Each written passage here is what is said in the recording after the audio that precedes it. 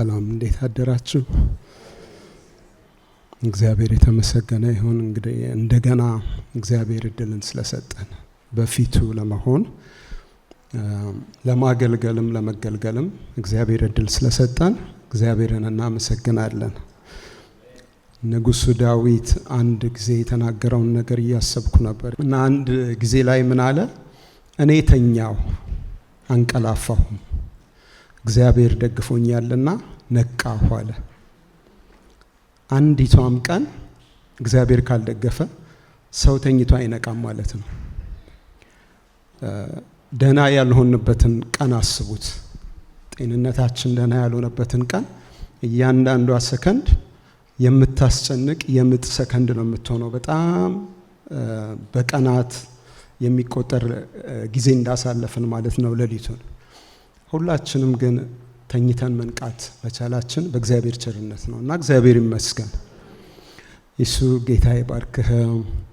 መልካም ያምልኮ ጊዜ ነበረን። ልጆቻችን በእግዚአብሔር ጸጋ ሲያድጉ ማየት በጣም ደስ የሚል ነገር ነው እና ጌታ እያሳደገህ ነው። ጌታ የተባረከ ይሁን። እሱ ትልቅ ነገር ነውና አጭር ጸሎት እናደርግና ያለፈው ሳምንት የጀመርነውን ነገር እንቀጥላለን ማለት ነው። ሁላችንም ባለንበት ስፍራ እንጸልያለን። በተቀመጥንበት ስፍራ በጸሎታችን ውስጥ ሆነን በእውነት እግዚአብሔር ይህንን ጊዜ እንዲጠቀምበት እንዲገናኘን ሌላ ፕሮግራም ሆኖ እንዳያልፍ ጌታ እንዲያገኘን በቃሉ እያሰብን ምናልባት የምናስታውሰው ከሆነ ጌታ ሆይ አንተ ብቻ ተናገር፣ ሁሉም ነገር ይቀር፣ ታሪክ ይለወጣል፣ አልገፋ ያለው ተራራው ይናዳል እያለን ጥቂት ጊዜ ዘምረን እንጸልያለን። ጌታ ሆይ አንተ ብቻ ተናገር፣ ሁሉም ነገር ይቅር፣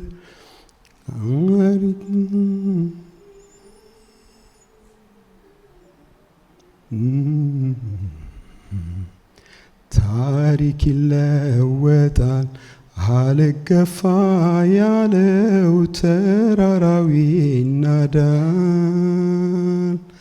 ጌታ ሆይ አንተ ብቻ ተናገረን፣ ሁሉም ነገር ይቅር፣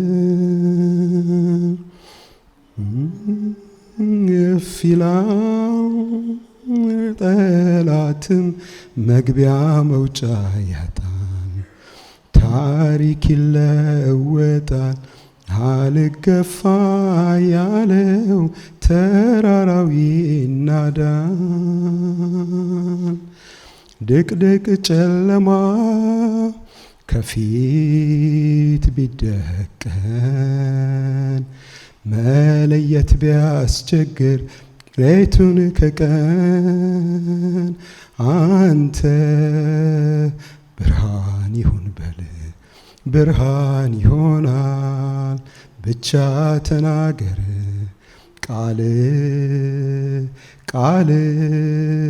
ቃልህ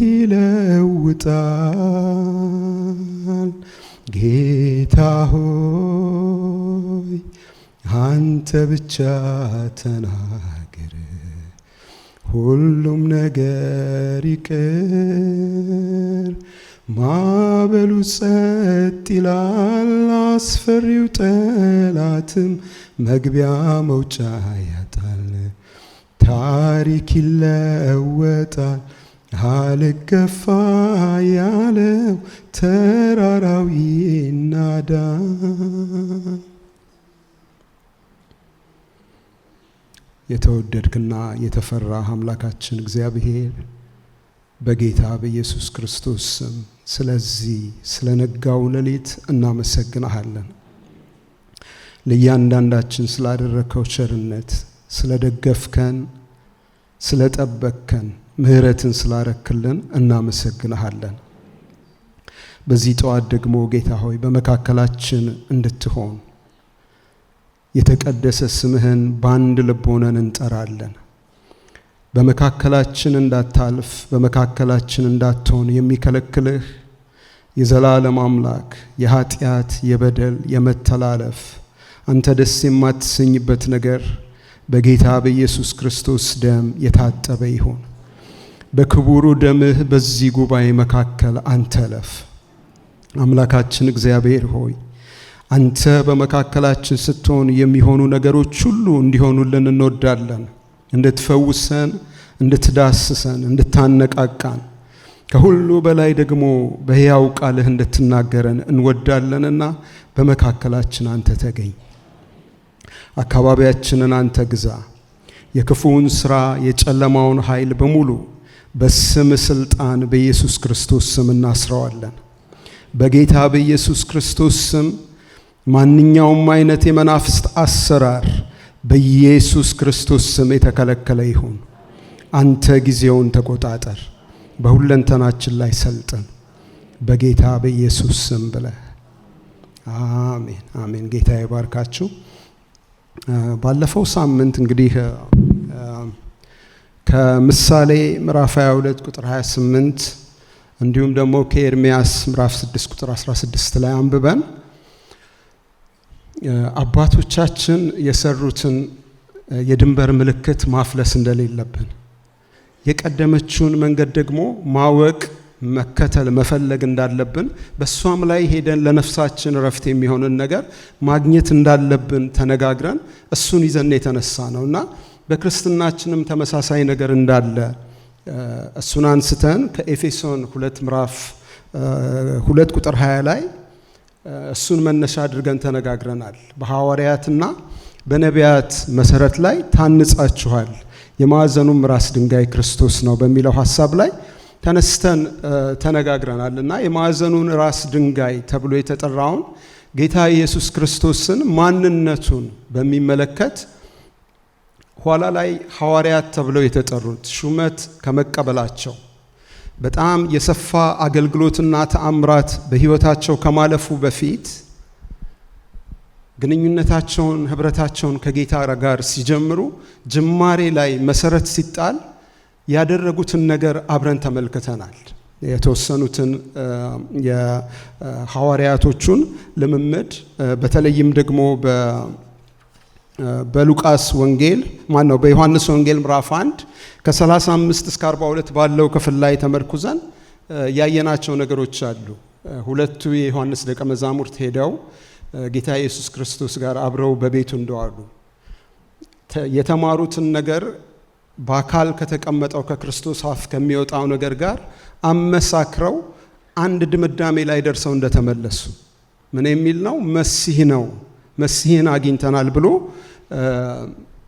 ለወንድሙ ለጴጥሮስ እንድርያስ ከተናገረው ተነስተን መሲህ ምን ማለት እንደሆነ፣ ክርስቶስ ማለት እንደሆነ፣ ክርስቶስ የሚለው ቃል ደግሞ ምን እንደሆነ ተነጋግረናል እና በዛ ውስጥ ጌታችን ኢየሱስ ክርስቶስ ንጉሥ ነው፣ ሊቀ ካህን ነው፣ ነቢይ ነው፣ እነኚህን አጣምሮ የያዘ ቅባት በሱ ላይ አርፏል ብለን ተነጋግረናል። እግዚአብሔር የተባረከ ይሁን። ከዛ ደግሞ አስከትለን ጌታ ኢየሱስ ክርስቶስ ራሱ የጠየቀውን ጥያቄ አንስተን የሰው ልጆች ሰዎች የሰው ልጅ ማን ይሉታል የሚለውን ጥያቄ አንስተን ተነጋግረናል። ታሳውሳላችሁና በውጭ ያለው ነገር ብዙ አላሳሰበውም ጌታን። በውስጥ ያሉት ደቀ መዛሙርት የሆኑት እሱን የሚከተሉ ሰዎች ግን እሱ ማን እንደሆነ እንደሚሉ እሱ ግድ ብሎታል። ስለዚህ ጠየቀ፣ እናንተስ ማን እንደሆንኩ ትላላችሁ ብሎ ጠየቀ እና ሐዋርያው ጴጥሮስ አንተ ክርስቶስ የሕያው እግዚአብሔር ልጅ ነህ ብሎ መለሰ እና ያንን የተናገረውን ነገር ጌታ ኢየሱስ ክርስቶስ አረጋግጦለት ይሄ ካንተ አይደለም፣ ስጋና ደም አልገለጠልህም፣ የመጣው ከየት ነው? ከሰማዩ አባቴ ዘንድ ነው፣ የሰማዩ አባቴ ገልጦልሃል ብሎ ያንን አረጋገጠለት እና በዛ ላይ ቤተ ክርስቲያኔን እሰራለሁ። እንደውም አንስተን የተነጋገርነው ነገር አለ። አሁን በምድር ላይ ያለች ቤተ ክርስቲያን የጴጥሮስን የፐርሰናሊቲ ወስደው የአለቱ እሱ እንደሆነ ተደርጎ የመጀመሪያ ፖፓቸው ወይም ፖንቲፍ አድርገው ወስደውት ያ ትራዲሽን ተጠብቆ እንደቀጠለ ተነጋግረናል። ምናልባት ባለፈው ሳምንት ያልነካሁት ነገር ጴጥሮስ ጌታ ኢየሱስ ክርስቶስ ለተናገረው ነገር አለት ወይም መሰረት እንዳልሆነ ጌታ ለማስረዳት ትንሽ ቁጥር ወደ ታች ስትወርዱ የምታገኙት ነገር አለ። ሌላ ነገር ውስጥ ጴጥሮስ ገባ። ምንድነው የሆነው ነገር? አይሁንብህ አለ ጌታ ኢየሱስ ክርስቶስን። ከነበረው የኮንቨርሴሽን ተነስቶ ጌታ የሚደርስበትን ክርስቶስ ከመሆኑ ጋር ተያይዞ የሚመጣውን ነገር ሲናገር አይሁንብህ አለ። ጌታ ኢየሱስ ምን አለ? ሂድ አንተ ሰይጣን ከኔ ራቅ፣ የሰውን እንጂ እግዚአብሔርን አታስብም አለው። አፈረሰው ማለት ነው። ሰውየው ጋር አይደለም ነገሩ ያለው ማን ጋር ነው? የተገለጠው እውነት ላይ ነው። እዛ ላይ እንዲመሰረት ነው የተፈለገው። እንደውም ራሱ ጴጥሮስ ባለፈው ሳምንት ያላነሳ ነው፣ እሱን እንድናነብ ፈልጋለሁኝ። በአንደኛ ጴጥሮስ ምዕራፍ 2 ቁጥር 6-8 ያንኑ ነገር ከራሱ አርቆ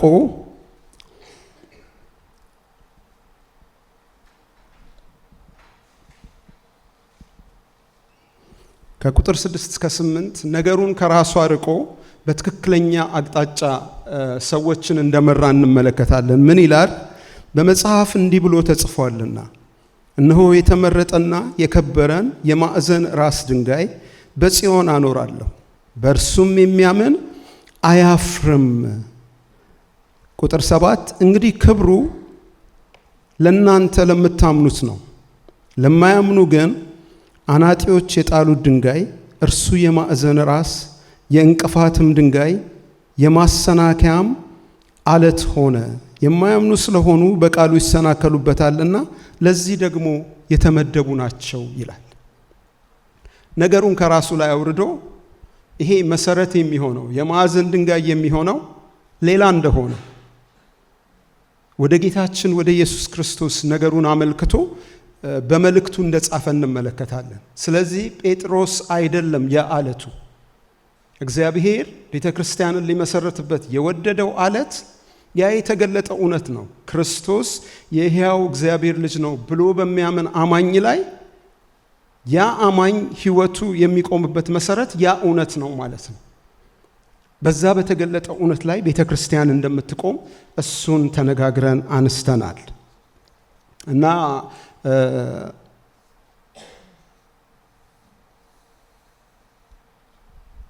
እግዚአብሔር ላከበረው ለጌታችን ለኢየሱስ ክርስቶስ በዚህ ጴጥሮስ በሚናገረው ክፍል ውስጥ ማለት ነው እግዚአብሔር ላከበረው ለጌታችን ለኢየሱስ ክርስቶስ ይሄ ነገር ተሰጥቶታል። መሰረት የመሆኑ ነገር ማለት ነው። የማዕዘን ራስ የመሆኑ ነገር ተሰጥቶታል።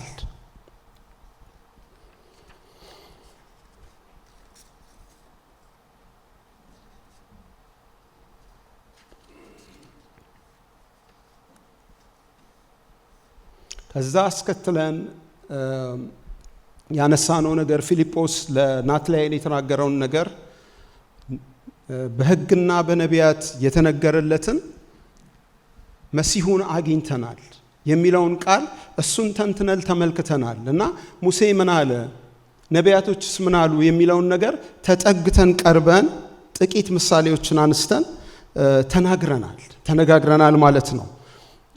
ነቢያቶች ብዙ ነገር ብለዋል። ከኢሳይያስ ከዳንኤል መልእክት እንደገና ደግሞ ከዘካርያስ ሄደን አንስተን ያየናቸው ምሳሌዎች አሉ እና ቤተክርስቲያን እግዚአብሔር የመሰረታት ቤተክርስቲያን በአለቱ በክርስቶስ ላይ የተመሰረተችው ቤተክርስቲያን በእግዚአብሔር ሐሳብ ውስጥ ልዩ ስፍራ ያላት ናት። ስለሷ የምናስበውን ነገር በጣም መጠንቀቅ አለብን ብዬ እንደውም እንደ መልእክት እንድትወስዱት የተናገርኩት ነገር አለ በሰዓቱ ማለት ነው እና ከአንደኛ ዜና ምዕራፍ 13 ከቁጥር 1-14 ሄደን በኦዛ ስብራት ላይ ያየነው ታሪክ አለ፣ የሚጠቅመን ነገር ማለት ነው። እንደምታውቁት ሐዋርያው ጳውሎስ በኤፌሶን ምዕራፍ 5 ላይ ስለ ቤተሰብ መመሪያ በሰጠበት ስፍራ ላይ ስለ ባልና ሚስት የተናገረው ነገር አለ። ሰው አባቱና እናቱን ይተዋል፣ ከሚስቱም ጋር ይጣበቃል፣ አንድ አካል አንድ ስጋም ይሆናሉ ካለ በኋላ ይሄ ታላቅ ሚስጥር ነው አለ። ይሄ ታላቅ ሚስጥር ነው፣ እኔ ግን ይሄንን ስለ ክርስቶስና ስለ ቤተ ክርስቲያን እላለሁ ብሎ ተናገረ። ለዚህ በክርስቶስና በቤተ ክርስቲያን መካከል ያለው ነገር በጣም ሚስጥር የሆነ ነገር ነው። እኛ ባለትዳሮች የሆኑ ሰዎች በዚህ የእግዚአብሔር ቃል በሚናገረው ነገር ውስጥ አለን። ግን ትዳር ውስጥ ያለውን ነገር ሁሉን ነገር ገብቶን አይደለም የምንኖረው። እውነት ለመናገር 40 ዓመት ባለፈው አክብረዋል እነ ፓስተር። በዛ 40 ዓመት ውስጥ ባለፉበት መንገድ ውስጥ በትዳር ውስጥ ያለውን ነገር ሁሉ እግዚአብሔር በትዳር ውስጥ ያሰበውን ሁሉ አውቀው ገብቷቸው ነው ብዬ አላስብም። እንደሱ አይደለም። ልክ እንደዚሁ በቤተ ክርስቲያንና በክርስቶስ መካከል ያለው ነገር ሚስጥር ነውና ሁሉን ነገር በሚታየው ነገር መዝነን የምንለውንና የምናስበውን ነገር በጣም መጠንቀቅ አለብን ብለን ተነጋግረናል። በተለይም ከኢትዮጵያ ቤተ ክርስቲያን አንጻር አሁን ያለው ነገር የሚስበን አይደለም። ብዙ ነገር የሚስበን አይደለም። ብዙ ምስቅልቅሎች አሉ። ግን የቤተ ክርስቲያን መልክ እሱ ብቻ አይደለም ብለን እሱን አንስተን ተነጋግረናል። ምሳሌ የሚሆኑ የአዲስ ኪዳን ቤተ ክርስቲያኖችን የተበላሸ ነገር የነበራቸውን ትክክለኛ ነገር የነበራቸውን አንስተን ተነጋግረናል። በመጨረሻ ደግሞ ከዕብራውያን 12 ተነስተን ኢየሱስ ክርስቶስ የእምነታችን ጀማሪም ፈጻሚም ነው ብለን እሱን ጠቅልለን ተነጋግረን ማቆማችን ትዝ ይላችኋል። ስንቶች ነበራችሁ ባለፈው ሳምንት? ያልነበራችሁ ሰዎች የተቀዳውን ነገር ሄዳችሁ የተነጋገርነውን ነገር ማግኘት ትችላላችሁ ማለት ነው። ዛሬ ባለን ክፍል ውስጥ ትዝ ይላችኋል። ባለፈው ሳምንት ስንነጋገር ሙሴ የተናገረውን ነገር ከወንድሞቻችሁ መካከል እግዚአብሔር እኔን የሚመስል ነቢይ ምን ያደርግላችኋል አለ? ያስነሳላችኋል ካለ በኋላ ምን አለ? እሱን የማትሰማ ነፍስ ምን ትሁን አለ? ተለይታ ትጥፋ። እንደውም ዘዳግም 18 ላይ ያለው ላይ ምን ይላል? የማትሰማውን ነፍስ እኔ እበቀልለታለሁ ይላል እግዚአብሔር። ስለዚህ እሱን መስማት በጣም ኪይ ነው ለክርስትናችን። እሱን መስማት በጣም አስፈላጊያችን ነው እና በትምህርቱ ውስጥ በተለይም በትምህርቱ አኳያ ያለውን ነገር ዛሬ እንደምንነጋገር ተነጋግረን አንስቼ ነው ጠቅሼ ነው ያለፍኩት። ግን በትምህርቱ ውስጥ እንድናይ የፈለኩት እስካሁን የመጣንበትን ነገር የሚመለከቱ ነገሮችን ጌታ ያላቸው ነገሮች አሉ። እነሱን ጥቂት አንስተን እንድንነጋገር ነው ዛሬ። በሉቃስ ምዕራፍ 24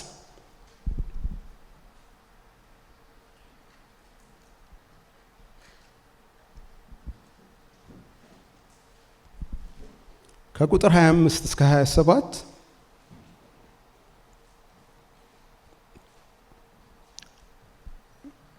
እኔ አነባዋለሁኝ። ምናልባት ስክሪኑ ላይ የሚያወጡት ከሆነ ልትከታተሉኝ ትችላላችሁ፣ ወይም በራሳችሁ ባይብል ማለት ነው። እና ምን ይላል? እርሱም አላቸው፣ እናንተ የማታስተውሉ ነቢያትም የተናገሩትን ሁሉ ልባችሁ ከማመን የዘገየ ክርስቶስ ይህን መከራ ይቀበል ዘንድና ወደ ክብሩ ይገባ ዘንድ ይገባው የለምን? ከሙሴና ከነቢያት ሁሉ ጀምሮ ስለ እርሱ በመጽሐፍት ሁሉ የተጻፈውን ተረጎመላቸው ይላል። ይሄ ቃል ኢየሱስ ክርስቶስ ከሞተና ከተቀበረ በኋላ ደቀ መዛሙርቱ የነበሩበትን ስቴት ታስታውሳላችሁ። ግማሹ አሳ ለማጥመድ እሄዳለሁ ብሎ ተነስቶ ድሮ የጣለውን መረቡን ምኑን ሰብስቦ መንገድ ጀምሯል። እሱን የተከተሉ ሰዎች ከደቀ መዛሙርት መካከል ነበሩ። እነኚህ ሁለት ደቀ መዛሙርት በ11 መካከል የሌሉ ሰዎች ናቸው። ከኢየሩሳሌም 60 ምዕራፍ መንገድ ጀምረው መንገድ ላይ ያሉ ነው። እንደማንም መንገደኛ ጌታ ኢየሱስ አብሯቸው መጥቶ የሚሉትን ነገር ይሰማ ነበር እና እየወጣለጋችሁ ስትሄዱ የምትነጋገሩት ይሄ ነገር ምንድነው ብሎ ጠየቃቸው ይላል። እና የሚናገሩት ነገር ምንድነው? ስለ ጌታ ስለ ኢየሱስ ክርስቶስ ነው። በልባቸው ያለውን ነገር ሁሉ ዘክዝከው ይነጋገራሉ። እና ምንድነው ያላቸው? ምንድነው የሆነው ነገር አላቸው። አንተ በኢየሩሳሌም አትኖርም? እንዴት ነው ያለኸው? እንግዳ ነህ በኢየሩሳሌም የሚል ነገር ያነሳሉና በኢየሩሳሌም በስራና በቃል ብርቱ የሆነው ነቢይ ኢየሱስ ክርስቶስ በፈሪሳውያንና በጻፎች ሞት ተፈርዶበት እሱ እንደዚህ አይነት ነገር ደርሶበታል የሚል ነገር ሲነግሩት እንመለከታለን። እና ከዛ ተነስቶ ነው ጌታ ኢየሱስ ክርስቶስ ይሄን እዚህ ጋር የምናየውን ቃል ያነበብነውን ቃል የሚናገረው። እናንተ የማታስተውሉ ነቢያትም የተናገሩትን ሁሉ ከማመን ልባችሁ የዘገየ የሚል ቃል ሲናገራቸው እንሰማለን። የዚህን ኦፖዚት ከኛ ይጠበቃል ማለት ነው። እንድናስተውል እንደገና ደግሞ የነቢያትን ቃል እንድናመን እግዚአብሔር ይጠብቅብናል። ስለ ጌታ ስለ ኢየሱስ ክርስቶስ የተባሉትን የነቢያትን ቃል ብዙ ጊዜ በእኛ በወንጌላውያን አማኞች ዘንድ ወደ አዲስ ኪዳኑ አድልተን በብሉይ ኪዳን የተጻፉት የእግዚአብሔር ቃል ላይ ላላ ያለ ነገር ነው ያለን። ግን እግዚአብሔር ቃል የሚነግረን ነገር ምንድነው? ነቢያት የተናገሩትን ነገር እንድናምን እግዚአብሔር ይፈልጋል። በተለይም ደግሞ በጌታ በኢየሱስ ክርስቶስ ላይ እንደምታውቁት መጽሐፍ ቅዱስ ካኖናይዝ ሲደረግ ወደ የጠሩትን አዋልድ ተብለው ከተጠሩት መጽሐፍት ተለይተው 66ቱ መጽሐፍት ተለይተው ሲወጡ መስፈርት ተደርገው ከቀረቡት ነገሮች መካከል አንዱ ስለ ጌታ ስለ ኢየሱስ ክርስቶስ ምን ይላል ይሄ መጽሐፍ የሚለው ነገር አንዱ ነገር ነው። ከዘፍጥረት ጀምሮ ያሉንን 66ቱን መጽሐፍት በዚህ አቅጣጫ ገብታችሁ ብታጠኑ የሚሉት ነገር አላቸው። በጥላ በታይፕ ወይም ደግሞ በቀጥታ ስለ ኢየሱስ የሚሉት ነገር አላቸው ማለት ነው። ስለዚህ ያንን ነቢያት የተናገሩትን ቃል እንድናምን እግዚአብሔር ይፈልጋል፣ እንድናስተውል። ያለበለዚያ ግን እነኚህ ሰዎች የነበሩበት ሁኔታ ውስጥ እንገባለን። በሞቱና በእርገቱ መካከል እነኚህ ሰዎች የነበሩበትን እስቴት አስቡት። አሁን እኛ ደግሞ በእርገቱና ዳግም በመምጣቱ መካከል አለን። በዚህ መካከል ደግሞ የተነገሩ ነገሮች አሉ። ስለ ጌታ ስለ ኢየሱስ ስላለፈው ብቻ ሳይሆን ከፊታችን ስላለውም ነገር የተነገረውን ነገር እንድናስተውል እንድናምን እግዚአብሔር ያንን ይፈልጋል ማለት ነው። ሌላው በዚሁ ክፍል የተነሳው ነገር ጌታ ኢየሱስ ክርስቶስ ያለው ነገር ምንድነው? ክርስቶስ ይህን መከራ ይቀበል ዘንድና ወደ ክብሩ ይገባ ዘንድ ይገባው የለምን የሚል ጥያቄ ሲነግራቸው እናያለን። የተከተሉት ጌታ ክርስቶስ ብለን ያልነው ባለፈው ስንነጋገር የተቀባ ነው ብለን ያልነው ጌታ እሱ ከመከበሩ በፊት መከራ ውስጥ ማለፍ አለበት። መንገዱ የእግዚአብሔር መንገድ መከራ ነው ብሎ ሲነግረን እንመለከታለን። ያ ብቻ አይደለም። ይሄ የጌታ የኢየሱስ ክርስቶስ የመከራ መንገድ ከኛም ከደህንነታችን ጋር የተቆራኘ ነገር ነው። ዕብራውያን ምዕራፍ 2 ቁጥር 10 ላይ ሄደን ማንበብ እንችላለን። ዕብራውያን ምዕራፍ 2 ቁጥር 10 ምን ይላል? ብዙ ልጆችን ወደ ክብር ሲያመጣ የመዳናቸውን ራስ በመከራ ይፈጽም ዘንድ ከእርሱ የተነሳ ሁሉ በእርሱም ሁሉ ለሆነ ለእርሱ ተገብቶታልና ይላል። ብዙ ልጆችን ወደ ክብር ሊያመጣ ራሱ ብቻ እንዲከብር አይደለም። አያችሁ፣ እግዚአብሔር እሱ እንዲከብር ያዘጋጀው መንገድ አለ። የጌታ የኢየሱስ ክርስቶስ ክብር ብቻውን አይደለም፣ ከብዙ ልጆች ጋር ነው አብሮ እንዲከብር እግዚአብሔር የፈለገው። ጌታ የተባረከ ይሁን። እኛ አብረን እንድንከብር ማለት ነው። ገና የሚያምኑ ሰዎች አብረው እንዲከብሩ ጌታ የመረጠው መንገድ ምን አይነት መንገድ ነው? የመከራ መንገድ ነው። በጌታ በኢየሱስ ክርስቶስ ሕመምና ስቃይ ውስጥ ነው የኛ ክብር ያለው ማለት ነው። ክብር ለእግዚአብሔር ይሁን።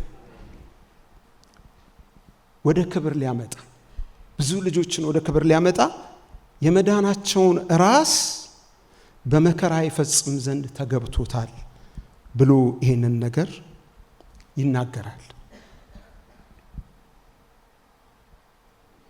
የመጨረሻው ነገር እዛ አሁን ያየነው ቁጥር ውስጥ የመጨረሻው ነገር ምንድነው የሚለው ቁጥር 27 ላይ ከሙሴና ከነቢያት ሁሉ ጀምሮ ስለ እርሱ በመጽሐፍት ሁሉ የተጻፈውን ተረጎመላቸው ይላል። ትንሽ አስቡት ይህንን ያሉበትን ሁኔታ።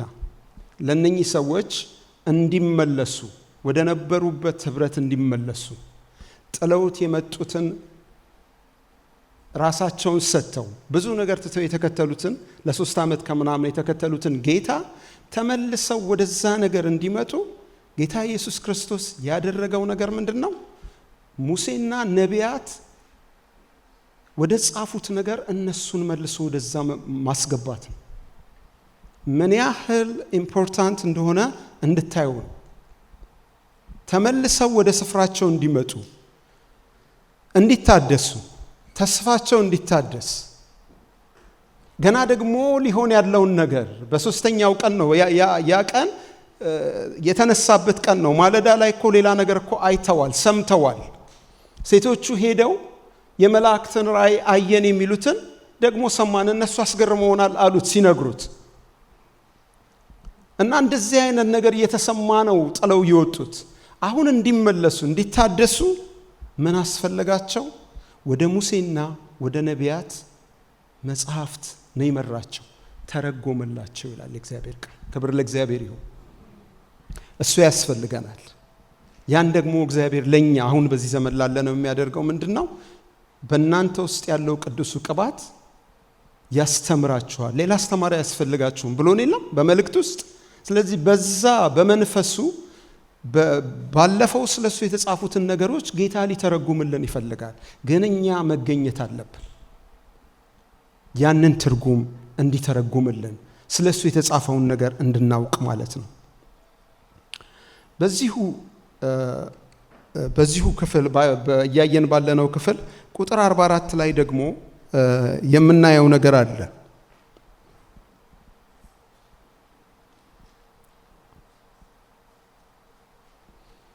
እነኚህ ሰዎች ተመለሱ፣ ታሪኩን ለማያያዝ ተመለሱ። በዚያው ምሽት የምታስታውሱ ከሆነ ጌታ ኢየሱስ ክርስቶስ ግድ ብለውት አብሯቸው ተመልሶ ገባ እና የሚበላውን ነገር አቀረቡለት። ምግቡን ባርኮ ሲጨርስ አይናቸው ተከፈተ ይላል። ከዛ ከነሱ ተሰወረ ብሎ ይላል እግዚአብሔር ቃል።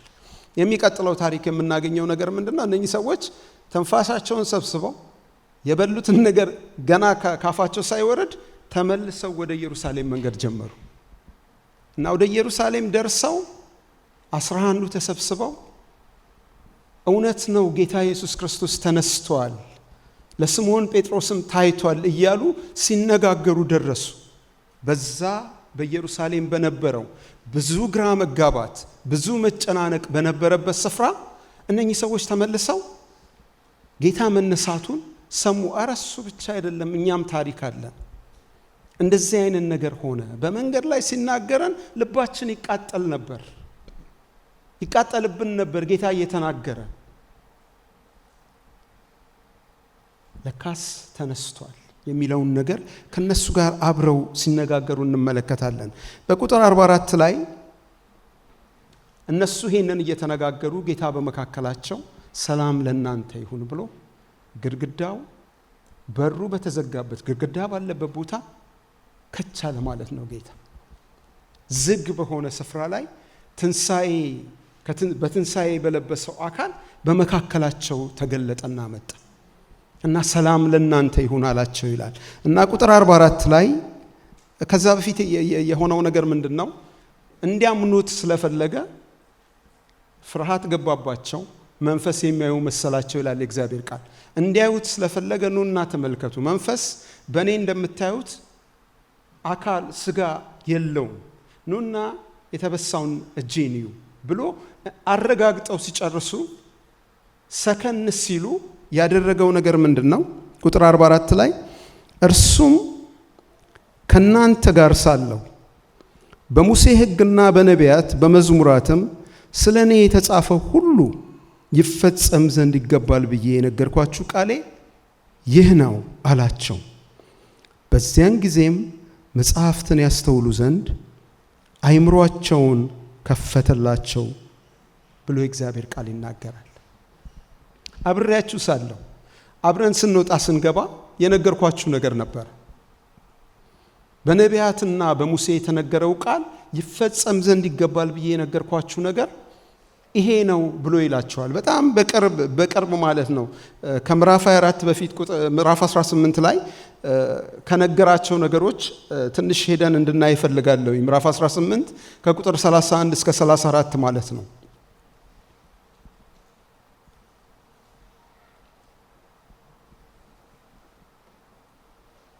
ይሄ በጣም ቅርብ ጊዜ ነው።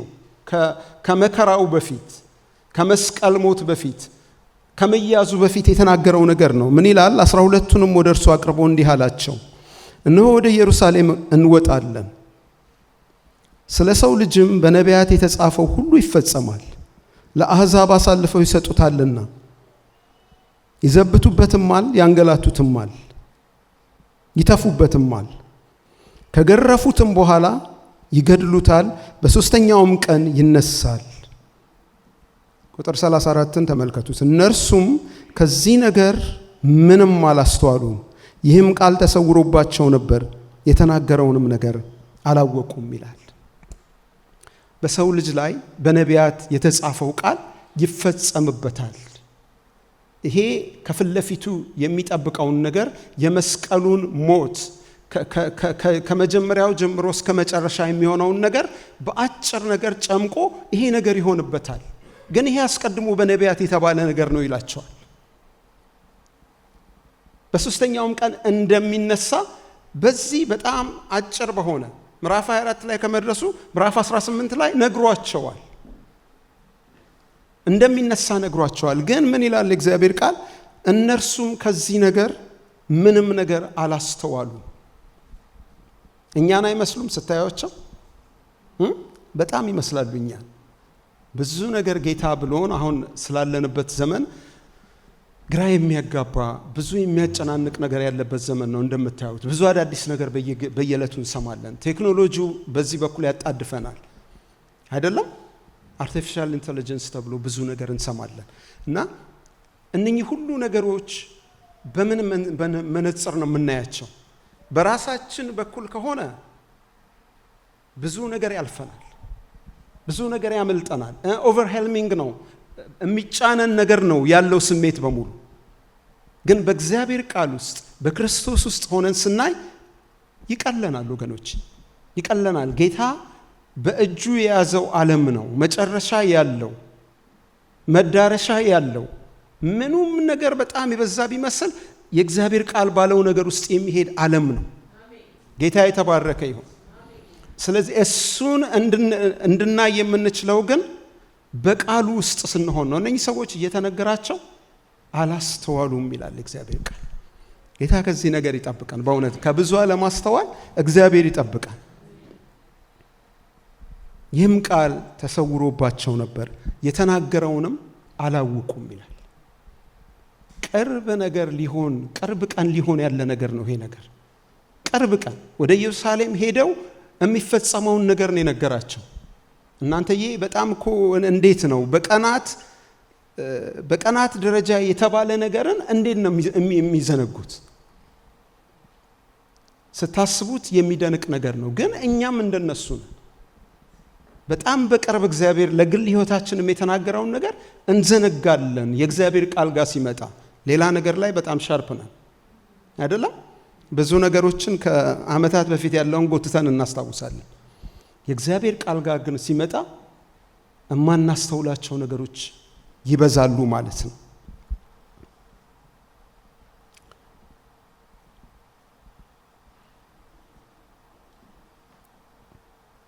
በዚሁ ይሄ ቃሌ አሁን የሚፈጸም ያለው ብሎ ባለው ውስጥ ማቴዎስ 26 ላይ ያለ ሌላ ቃል አብረን እንመለከታለን። በማቴዎስ 26 ከቁጥር 52 እስከ 56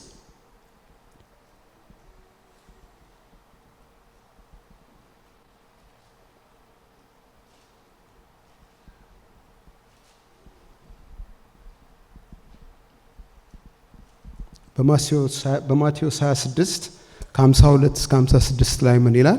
በዚያን ጊዜ ኢየሱስ እንዲህ አለው፣ ሰይፍ የሚያነሱ ሁሉ በሰይፍ ይጠፋሉና ሰይፍህን ወደ ስፍራው መልስ።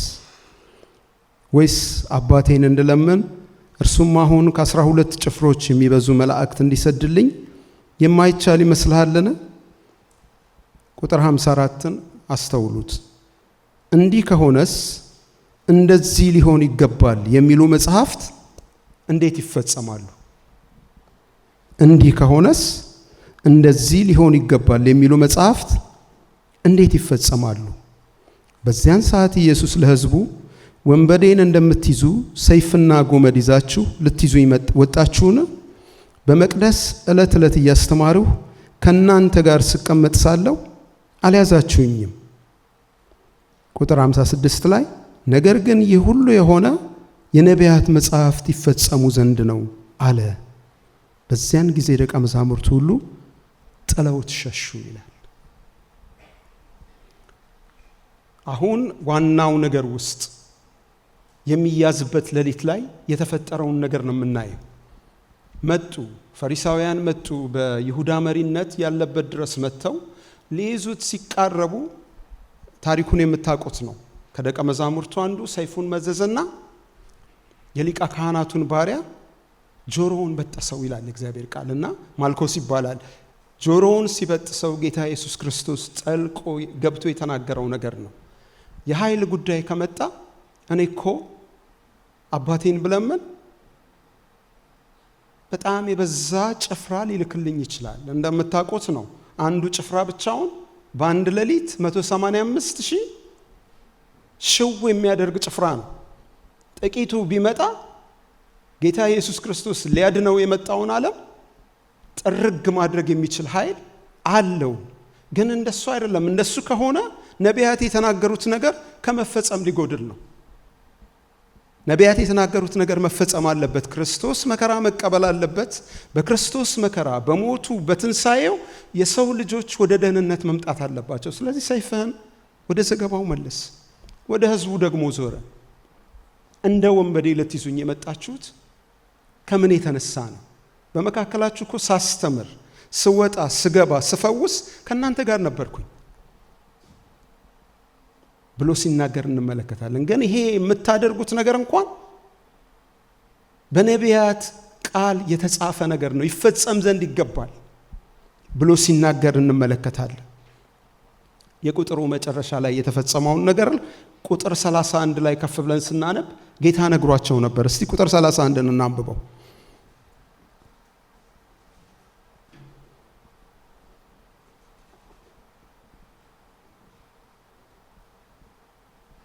በዚያን ጊዜ ኢየሱስ እንዲህ አላቸው፣ በዚች ሌሊት ሁላችሁ በእኔ ትሰናከላላችሁ።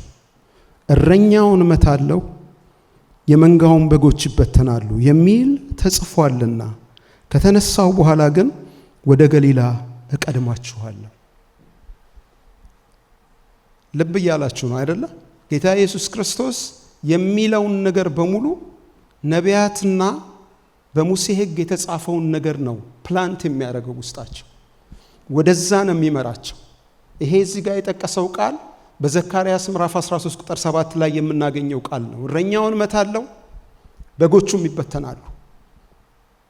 እግዚአብሔር አስቀድሞ ከብዙ ዘመን በፊት ኢየሱስ ክርስቶስ ሲያዝ እጃቸው ሲገባ ደቀ መዛሙርት እንደሚበተኑ፣ መንጋው እንደሚበተን እግዚአብሔር አስቀድሞ አይቶታል። ለዚህ ልክ ሲይዙት ደቀ መዛሙርት ሸሹ ይላል እግዚአብሔር ቃል።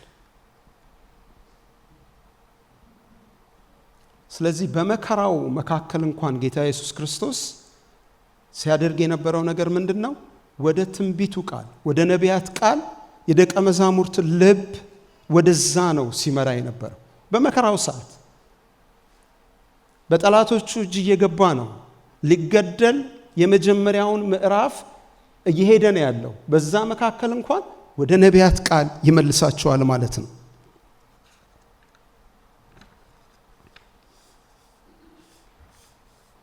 የነቢያትን ቃል ስናስብ ለዚህ መልእክት ሲዘጋጅ ከዚህ በፊት ያላየሁትን ሆነስት መሆን እፈልጋለሁ። ከዚህ በፊት ያላየሁትን የትንቢት ቃል አየሁኝና በጣም ተገረምኩኝ። ሰቆቃዊ ኤርምያስ ምዕራፍ 4 ቁጥር 20 ላይ ያለ ቃል ነው። እስቲ ሁላችሁም አውጡትና ብንችል በአንድ ላይ እናነበዋለን። ሰቆቃው ኤርምያስ ምዕራፍ 4 ቁጥር 20 ተዘጋጅታችኋል? አንድ ላይ እናንብብ። 1 3 ስለ እርሱ በአሕዛብ መካከል አብራችሁኝ ናችሁ? አላወጣችሁም? እሺ ይቅርታ ቀድሜያችኋለሁ በጣም ኦኬ። አሁን ተዘጋጅታችኋል? እሺ አንድ ላይ እናንብብ። ስለ እርሱ በአሕዛብ መካከል በጥላው በሕይወት እንኖራለን ያልነው በእግዚአብሔር የተቀባ የሕይወታችን እስትንፋስ በጉድጓዳቸው ተያዘ። አንድ ጊዜም በለው ደግመን፣ ስለ እርሱ በአሕዛብ መካከል በጥላው በሕይወት እንኖራለን ያልነው በእግዚአብሔር የተቀባ የሕይወታችን እስትንፋስ በጉድጓዳቸው ተያዘ። እንደታስቡ ፈልጋለሁ። የሰቆቃው ኤርምያስ መጽሐፍ ኤርምያስ ስለ እስራኤል ያለቀሰበት በጣም የሰቆቃ የምጥ የለቅሶ መጽሐፍ ነው። ብዙ ነገር ያተኮረው በእስራኤል መፍረስ ላይ ነው። በጣም ከውስጡ በቃ እያማጠ በእግዚአብሔር ፊት ያለቀሰበት መጽሐፍ ነው። በዛ መካከል እንኳን እግዚአብሔር ስለ ልጁ ይህንን ትንቢት አስቀምጧል። ክብር ለእግዚአብሔር ይሁን። ስለ እርሱ በአሕዛብ መካከል በሕይወት እንኖራለን ያልነው በእግዚአብሔር የተቀባ ክርስቶስ ብለን ያልነው ማለት ነው። በእግዚአብሔር የተቀባ የሕይወታችን እስትንፋስ በጉድጓዳቸው ምን አለ? ተያዘ። ልክ አሁን የምንነጋገርበት ስፍራ ማለት ነው። በጉድጓዳቸው ተያዘ። ጌታ ኢየሱስ ክርስቶስ አስቀድሞ የተባለለትን ነገር ነው ያለፈበት። ጌታ የተባረከ ይሁን።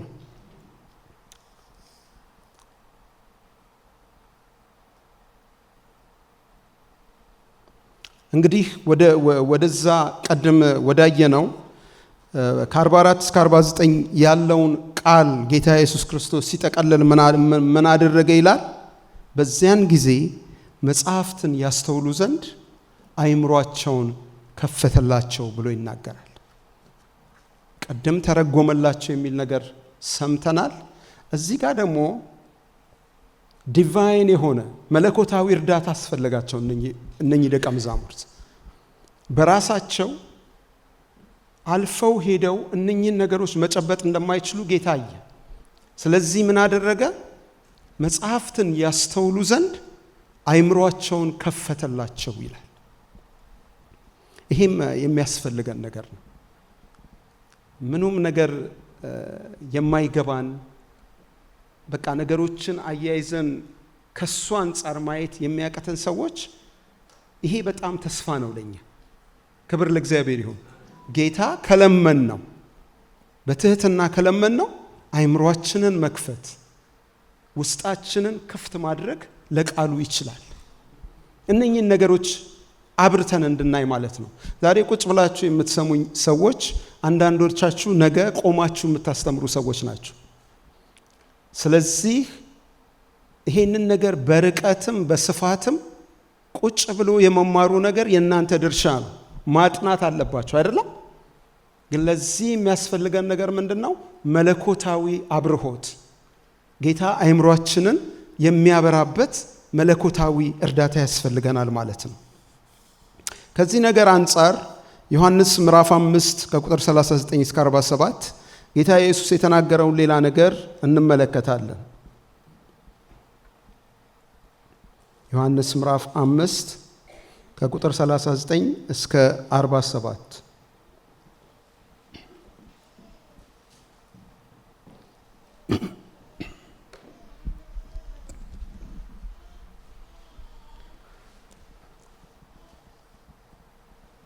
አነባዋለሁኝ። እናንተ በመጽሐፍት የዘላለም ሕይወት እንዳላችሁ ይመስላችኋልና እነርሱን ትመረምራላችሁ፣ እነርሱም ስለ እኔ የሚመሰክሩ ናቸው። ነገር ግን ሕይወት እንዲሆንላችሁ ወደ እኔ ልትመጡ አትወዱ። ከሰው ክብርን አልቀበልም፣ ዳሩ ግን የእግዚአብሔር ፍቅር በራሳችሁ እንደሌላችሁ አውቃችኋል። እኔ በአባቴ ስም መጥቻለሁ፣ አልተቀበላችሁኝምም።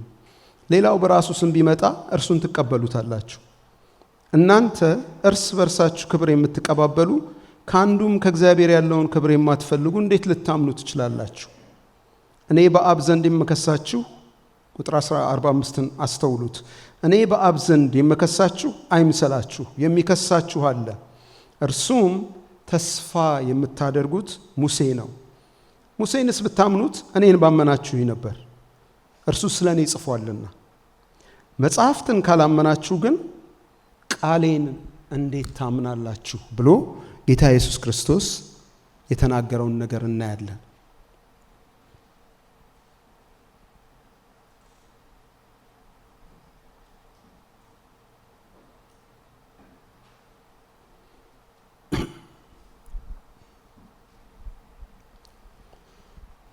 በዛ ዘመን ይኖሩ የነበሩት ፈሪሳውያን እንደምታውቁት የተጻፈውን የሙሴን ሕግ ቁጭ ብለው ዲሴክት የሚያደርጉ በጣም ፋይን ወደሆነ ርቅቅ ወዳለ ነገር ከከሙንና ከምንድነው አስራት ታወጣላችሁ ከከሙንና ከምናምን በጣም ደቃቅ የሆኑ አዝርት ናቸው። ከነሱ እንኳን አዝርት ምንድነው መባና መስዋዕት የሚወጣበትን ነገር አስፍረው እስኪያስቀምጡ ድረስ ቁጭ ብለው መጽሐፍትን የሚሰነጣጥቁ ሰዎች ናቸው። በጣም አድቀቃው ማለት ነው። ያ ቃል ጌታ ይሄንን መጽሐፍትን እንደዚህ ትመረምራላችሁ፣ መልካም ነገር ነው። መጽሐፍትን መመርመራችን በጣም መልካም ነገር ነው። ግን ወደ ጌታ ወደ ኢየሱስ ክርስቶስ ካላመለከቱን፣ ወደ እርሱ ካላመጡን ህይወት እንዲሆንልን የአይምሮ ዕውቀት ብቻ ነው የሚሆነው።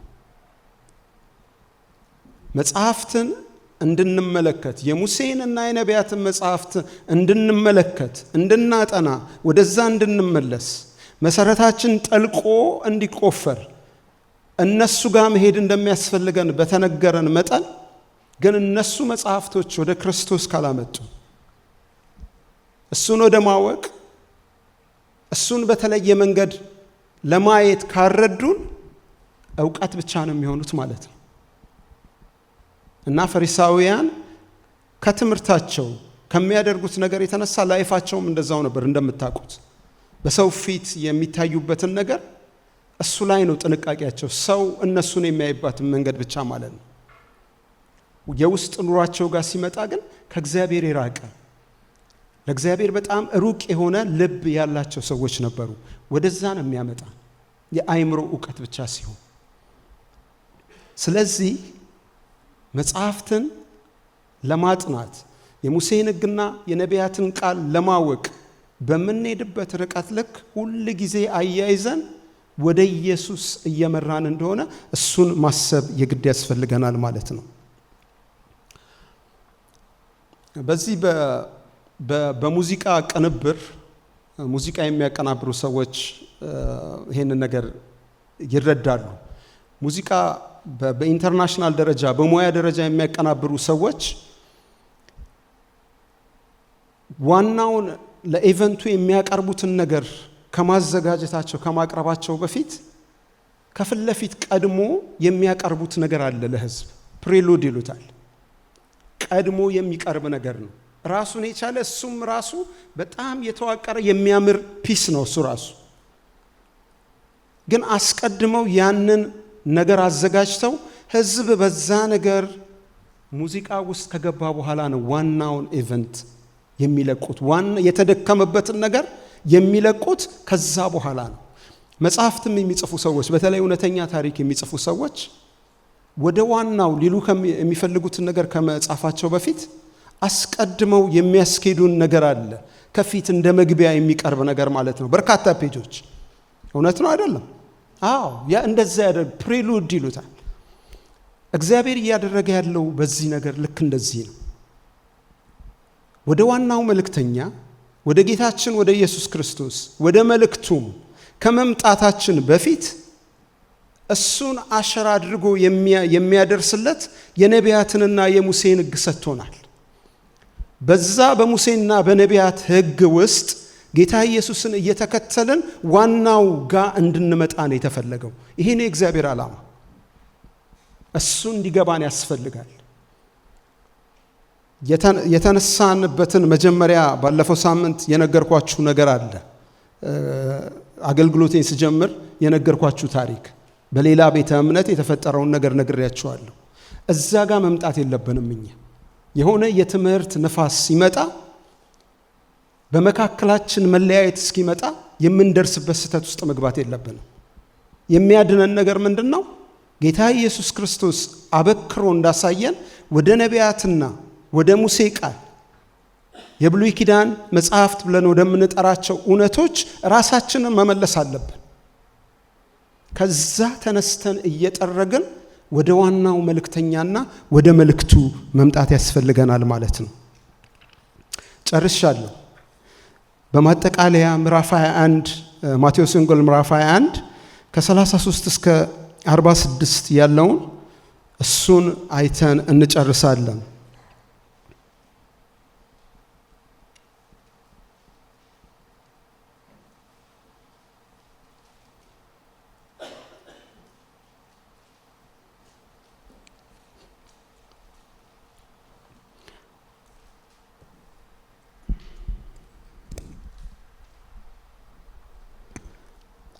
ሌላ ምሳሌ ስሙ።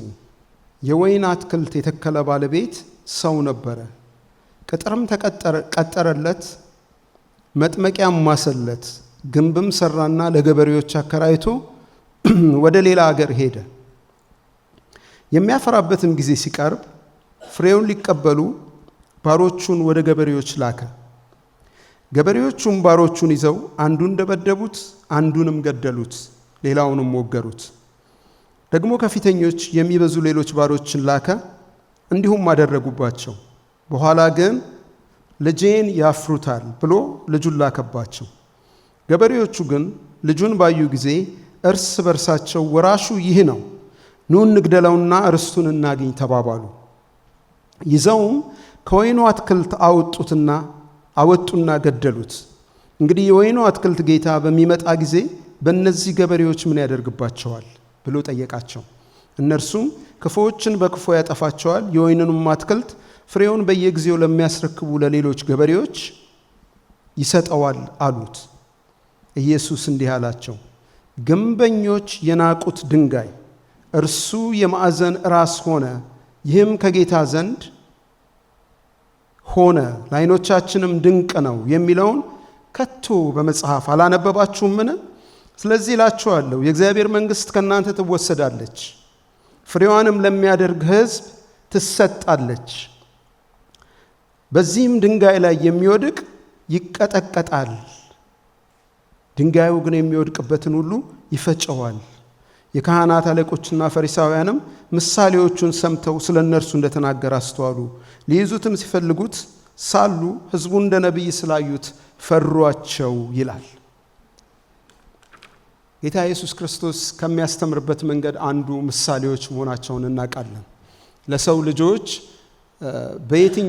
በየትኛውም ማህበረሰብ ዘንድ ብትሄዱ ምሳሌዎች አሉ። በተለይም አዛውንቶች የሆኑ ሰዎችን የሚያስተምሩበት መንገድ ምሳሌ ነው።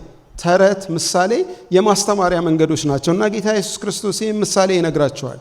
ግን ይህ ምሳሌ ከእውነቱ የራቀ አይደለም። የወይን አትክልት የነበረው ሰው የወይን ቦታውን አከራይቶ ሄደ። ከዛ በኋላ ጊዜውን ጠብቆ እንዲሰበሰብለት ግብር እንዲሰበሰብለት ሰዎችን ይልካል እና እነኛን የተላኩ ሰዎችን አንደኛውን ደበደቡት ይላል፣ ሌላውን ወገሩት፣ ሌላኛውን ገደሉት ብሎ የእግዚአብሔር ቃል ይናገራል። ልክ ባለፈው ሳምንት እንዳየ ነው ሐዋርያት እንደተናገሩት ማለት ነው። ነቢያቶቻችንን ይህንን የጻድቁን መምጣት የተናገሯችሁን ምን አደረጋችኋቸው? ገደላችኋቸው ብለው እንደተናገሩት ማለት ነው። የእስራኤል ሰዎች በነቢያቶች ላይ በጣም ብዙ ክፉ ነገር አድርገዋል። አንዱን ነቢይ ኤርሚያስን ኢትዮጵያዊ የሆነ ሰው እንዳተረፈው ታውቃላችሁ አይደል? ኢትዮጵያዊ የሆነ ሰው አትርፎታል ሊገሉት ሲሉ ማለት ነው። እና በመጨረሻ ግን ልጄን ያፍሩታል ብሎ ልጁን ላከ ይላል እግዚአብሔር ቃል። ልጄን ያፍሩታል ብሎ ግን ምንድነው ያደረጉት? ከወይኑ አወጡና ገደሉት ይላል። ልክ በእግዚአብሔር ቃል ላይ እንደተጻፈው የተገደለበት ስፍራ እንኳን ስፔሲፋይ ተደርጓል። ጌታ ኢየሱስ ክርስቶስ የተሰቀለበት ቦታ ማለት ነው። እና አወጡና ገደሉት። ስለዚህ ይሄ የወይን ባለቤት ምንድነው የሚያደርገው የሚል ጥያቄ ሲጠይቃቸው የሚያደርግባቸውን ነገር መለሱ እነሱ። ጌታ ግን ምን አለ? እሱን ነው እንድንነጋገር የምፈልገው። መጀመሪያ የተነሳንበትን ጥቅስ እዚህ ጋር ሲነግራቸው እናያለን። ግንበኞች የናቁት ድንጋይ እርሱ የማዕዘን ራስ ሆነ፣ ይህም ከጌታ ዘንድ ሆነ፣ ለዓይኖቻችን ድንቅ ነው የሚለውን በመጽሐፍ አላነበባችሁምን? አሁንም መልሶ ወዴት ነው? ወደ መጽሐፍት የተጻፈ ነገር ነው። ኢሳይያስ ላይ የተጻፈ ቃል ነው ይሄና የማዕዘን ድንጋይ የሆነውን የተመረጠውን የከበረውን በጽዮን አኖራለሁ ብሎ እግዚአብሔር እንደተናገረው ማለት ነው። ይሄ ድንጋይ፣ ይሄ መሰረት ድንጋይ እሱ ላይ የሚወድቅ ሰው ምን ይሆናል አለ?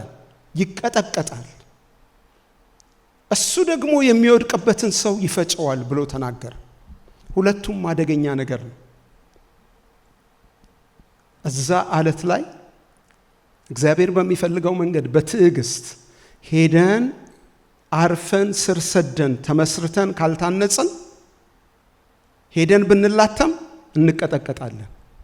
እሱ ደግሞ ከወደቀብን ልክ ለሐዋርያው ጳውሎስ እንደተነገረው ማለት ነው፣ የመውጊያውን ብረት ብትቃወም ላንተ ይብስብሃል እንዳለው ማለት ነው።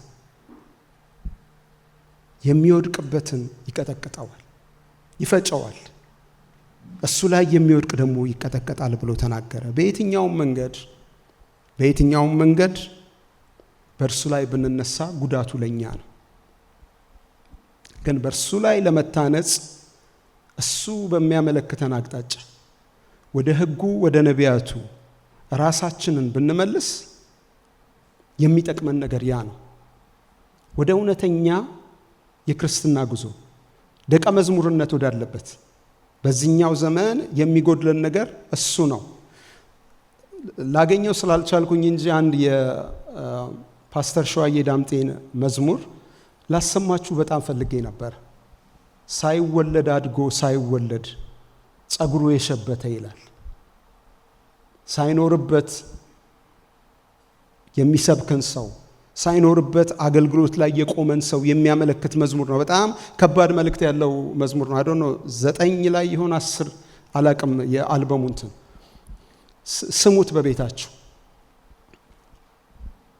ደቀ መዝሙርነት ከመካከል ወጥቶ ብዙ ነገሮች የሚሆኑበት ዘመን ላይ ነን። ደቀ መዝሙርነት ከመሃል ከወጣ ወገኖች ሰዎች በራሳቸው ነው ያሉት፣ ጌታ የለበትም። ደቀ መዝሙርነት ጋር ግን ምን አለ? ስር መስደድ አለ፣ መታነጽ አለ፣ መገንባት አለ፣ መሸለም አለ፣ መጠረብ አለ። ተስተካክሎ በዛ በማዕዘኑ ድንጋይ ኮርነር ውስጥ እጥፋቱ ውስጥ የመግባት ነገር አለ። በራስ ተለቆ የሚኬድበት አይደለም። ለዚህ ነው ጌታ ኢየሱስ ምን አለ? እኔ ሊከተለኝ የሚወድ ምን ያድርጋል? ራሱን ይካድ፣ መስቀሉንም ተሸክሞ ምን ያድርጋል? ይከተለኛል። ራስን መካድ ያለበት እኛ የሌለንበት እሱ ሊኖርበት የሚፈልገው ነገር ነው። ህይወቱ የኛ ነው። በምድር ላይ ስንመላለስ ጌታን ካገኘን በኋላ በምድር ላይ ስንመላለስ ህይወቱ እኛ ነን የምንንቀሳቀሰው፣ ግን ሊኖር የሚፈልገው እሱ ነው በእኛ ውስጥ። ልክ ሐዋርያው ጳውሎስ እንዳለው ማለት ነው። ይሄ አሁን የምኖርበት ኑሮ በእግዚአብሔር ልጅ ላይ ባለኝ እምነት የምኖረው ኑሮ ነው፣ እሱ ነው በእኔ ውስጥ የሚኖረው ብሎ እንደተናገረው ማለት ነው። ጌታ ይባርካችሁ። እስቲ ተነስተን እንጸልያለን በተማርነው ነገር ላይ እግዚአብሔር እንዲረዳን። ይሄ የሰው ጥረትም አይደለም፣ ራሳችንን በእግዚአብሔር ፊት አቬለብል ማድረግ የምንሄድበትን አቅጣጫ ማወቃችን እንጂ የሚረዳን እግዚአብሔር ነው። ስለዚህ ባለንበት ሆነን ሁላችንም እንጸልያለን።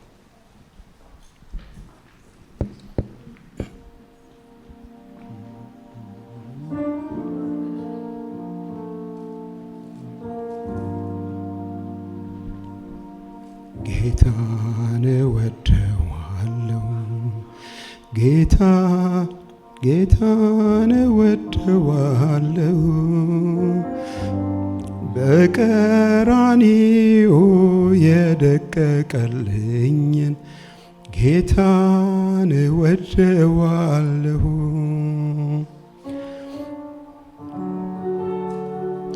ጌታን እወደዋለሁ፣ ጌታን እወደዋለሁ በቀራንዮ የደቀቀልኝን ጌታን እወደዋለሁ ጌታን አፈቅረዋለሁ ጌታን አፈቅረዋለሁ በቀራንዮ የደቀቀልኝን ጌታን እወደዋለሁ ጌታን እወደዋለሁ ጌታን እወደዋለሁ በቀራንዮ የደቀቀልኝን ጌታን እወደዋለሁ። እስቲ እንዘምረዋለን። ጌታን እወደዋለሁ ጌታን እወደዋለሁ በቀራንዮ የደቀቀልኝን ጌታን እወደዋለሁ ጌታን እወደዋለሁ ጌታን እወደዋለሁ በቀራንዮ የደቀቀልኝን ጌታን ለመጨረሻ ጌታን እወደዋለሁ ጌታን እወደዋለሁ በቀራንዮ የደቀቀልኝን ጌታን እወደዋለሁ።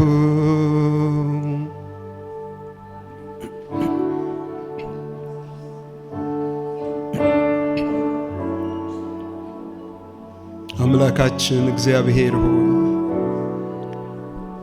በጌታ በኢየሱስ ክርስቶስ ስም ስለዚህ የከበረ ሰዓት እናመሰግንሃለን።